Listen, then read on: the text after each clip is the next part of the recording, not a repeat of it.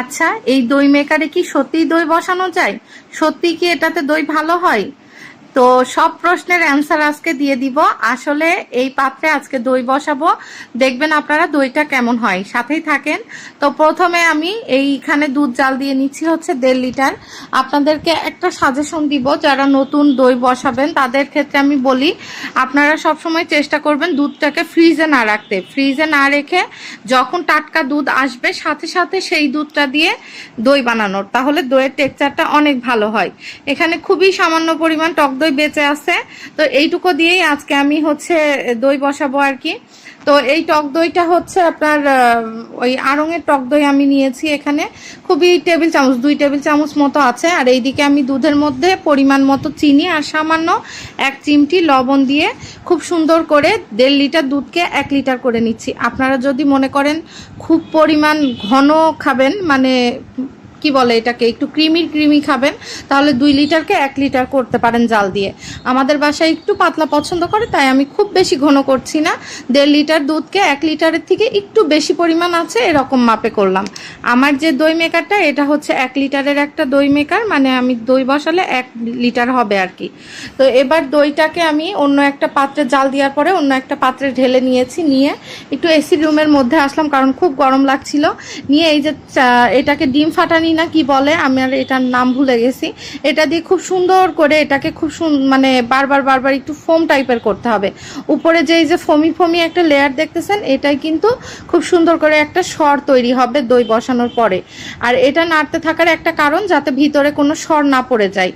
আর এই দুধটা চেক করার হচ্ছে, আপনি টক দই কখন দিবেন সেটা চেক করার একমাত্র উপায় হচ্ছে আপনি মানে দুধের মধ্যে আঙ্গুল দিয়ে দেখবেন যে আপনার আঙ্গুলটা 30 সেকেন্ড মতো রাখতে পারছেন কিনা। 20-30 সেকেন্ড যদি রাখতে পারেন তাহলে বুঝবেন যে ঠিক আছে। এই মুহূর্তে আপনি দইটা খুব সুন্দর করে ফেটিয়ে 2 টেবিল চামচ দই খুব সুন্দর করে ফেটিয়ে এর মধ্যে দিয়ে দিবেন। তো আমার একটু এর সাথে গায়ে লেগেছিল, আর ফোমটা একটু বেশি ক্রিয়েট হওয়ার জন্য আমি ওই পাত্র থেকে এই পাত্র, এই পাত্র থেকে ওই পাত্র, এইভাবে করে একটু মানে এদিক ওদিক করে নিলাম, যাতে খুব সুন্দর করে ফোমটা তৈরি হয়ে যায়। দেখতেই পাচ্ছেন খুব সুন্দর একটা ফোম ক্রিয়েট হয়ে গেছে। এখন আমি চলে যাব এই দইয়ের পাত্রের মধ্যে বসাইতে দিয়ে দিচ্ছি, দিয়ে সুন্দরভাবে এটা এখন অন করে দিব। তো এই তো খুব সহজ এবং খুবই সিম্পল কিন্তু। আচ্ছা, এই যে দেখছেন কি সুন্দর ফমি একটা ভাব হয়েছে। এখন বিসমিল্লাহ বলে আমি এইটা এর মধ্যে বসাই দিলাম। বসাই দিয়ে এই যে সুইচ দিয়ে দিলাম, এখানে এই যে আলো জ্বলতেছে। এখানে মানে বলে যে 3-4 ঘন্টা, 3-4 ঘন্টাতেও দই হয়, তবে সারা রাত রেখে দিলে কোনো সমস্যা নাই। যেমন এখন আমার রাত প্রায় 12:30 মতো বেজে গেছে, আমি এর মধ্যেই এইভাবে রেখে দিব। সকাল ভোরবেলা যখন উঠবো, ভোরে উঠে খুলে ফ্রিজে, মানে এখান থেকে বের করে ফ্রিজে থুয়ে দিব, ঠান্ডা হয়ে যাবে। সারা রাত রেখে দিলে কোনো সমস্যা নাই। আর আপনারা চাইলে জলদি থাকলে 3-4 ঘন্টা পরেও এটা বের করে ফ্রিজে রাখতে পারেন, অসুবিধা নাই। তো চলেন, দইটা ফুল কমপ্লিট হলো, তারপরে আপনাদের সাথে আবার ভিডিও অন করব। এই যে থাক, এইভাবেই ভোরবেলা দই মানে করব, সুইচটা অফ করে একবারে ফ্রিজে রাখবো। সকালবেলা ঘুম থেকে উঠেই রান্নাঘরে চলে আসলাম, সবাইকে গুড মর্নিং। দেখেন আমার দইয়ের আলো জ্বলতেছে, দারুন আলো দেই, কি অবস্থা।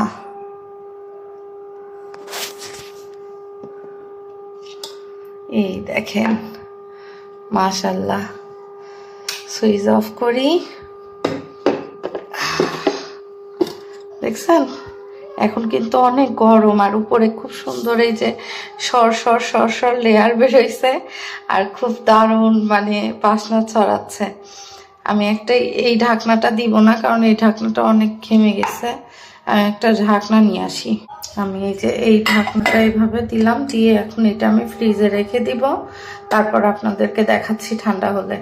এখনো শক্ত, বাট একটু আছে, গরম তো অনেক। আচ্ছা, দইটা হচ্ছে আমি ফ্রিজ থেকে বের করে নিয়েছি। এই যে আমার দইয়ের লুক দেখেন, দেখছেন শক্ত হয়ে গেছে কিন্তু একদম। আর এই যে উপরে একটা সরের মতো লেয়ার, এই সরের মতো লেয়ারটা আসছে শুধুমাত্র ওই যে এরকম করে যে ফাটাইছিলাম সেই কারণে, ঠিক আছে। এই যে দেখেন, দাঁড়ান চামচটা রাখি, আমি একটু এই দেখেন আর কিন্তু কাঁপতেছে না, ঠিক আছে। এটা এখন ঠান্ডা হয়ে গেছে, জমে গেছে। এখন আমি দইটা কেটে দেখাবো। আমি কিন্তু কোনো কুকিং ভিডিও বানাই না, এই জন্য খুব সুন্দর করে সাজিয়ে গুছিয়ে পরিবেশন করতে পারি না। জাস্ট আপনাদের মানে সুবিধা হয় যাতে, এই জন্য দেখাচ্ছি।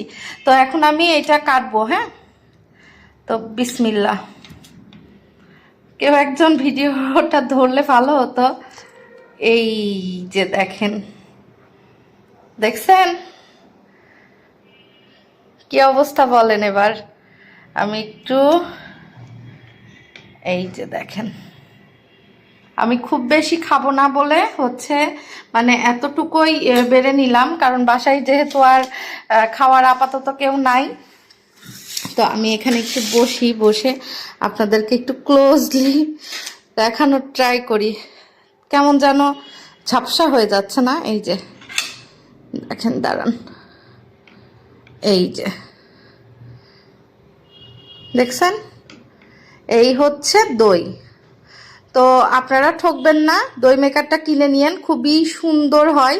আর আমার বাসায় বাচ্চারা এই পছন্দ করে না, মানে এই যে সরের যে একটা মোটা লেয়ার পরে, এটা শুধু আমি পছন্দ করি। এই কারণে আমি একটুখানি মানে এগুলা নিয়ে খাবো, বাট বাবুরা পছন্দ করে না বলে আমি অতিরিক্ত সর করি না। হয়তো আপনারা দুধ যদি আরো বেশি ঘন করেন, আমার বাচ্চারা খুব লাইট পছন্দ করে, এই জন্য আমি লাইট রাখার চেষ্টা করেছি। আমি কি আর এক চামচ কেটে দেখাবো? আসলে কাটতেই ভালো লাগছে না। এই যে দেখেন, দেখছেন? তো এই হচ্ছে অবস্থা। তো আপনারা নিশ্চিন্ত মনে আর কি মানে ই করেন অনেক। মাশাআল্লাহ, অনেক মজা হয়েছে। আপনারা নিশ্চিন্ত মনে দই মেকার কিনে তাতে দই বানাতে পারেন। তো সবাই ভালো থাকবেন। আজকের ভিডিওটা এই পর্যন্তই। তো আল্লাহ হাফেজ।